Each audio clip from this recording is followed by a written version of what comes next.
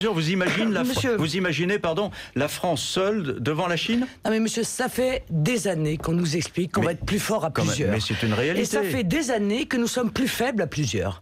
Ça fait des années, on nous a expliqué qu'avec la monnaie unique, nous serions plus forts, que nous allions construire un espace qui pourrait faire le pendant aux États-Unis, qui serait l'espace du monde le plus puissant économiquement. Ça a été le plus faible. L'Union européenne, la zone euro, a eu la croissance la plus faible du monde dans les 10 dernières années. La réalité, c'est qu'aujourd'hui, notre continent est en faillite et que l'échec de la monnaie unique apparaît à tous de manière éclatante. Est-ce qu'il ne faut pas renforcer le continent plutôt? Vous imaginez la France avec ses 65-67 millions d'habitants face à la Chine, 1 milliard, je ne sais pas combien, 300 millions? Je l'imagine assez bien, oui monsieur, je l'imagine assez bien.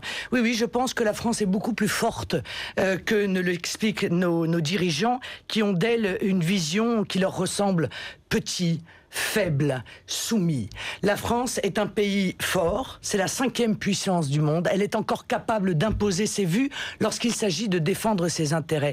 C'est marrant, voyez-vous, monsieur Mazerolle, mais tout ce débat me fait penser, et sûrement ça vous y fait penser aussi, aux circonstances de l'appel de Cochin. Qui n'était pas l'appel de Jacques Chirac qui n'a fait que le lire, mais qui était l'appel de Marie-France Garot. Vous voyez, c'était une femme qui refusait justement la soumission et qui refusait la perte de souveraineté. Eh bien moi j'ai relu cet appel de Cochin. On pourrait quasiment encore aujourd'hui le signer. Quoi par exemple? C'est pourquoi nous disons non. Non à la politique de la supranationalité, non à l'asservissement économique, non à l'effacement international de la France. Favorable à l'organisation européenne, oui, nous le sommes pleinement, nous voulons autant que d'autres que se fasse l'Europe, mais une Europe européenne où la France conduise son destin de grande nation.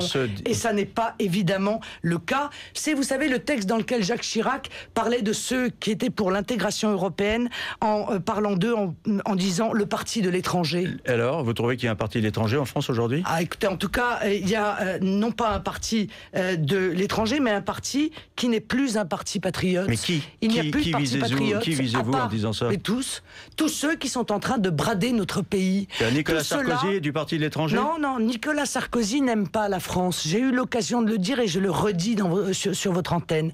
Il n'aime pas la France. Parce que si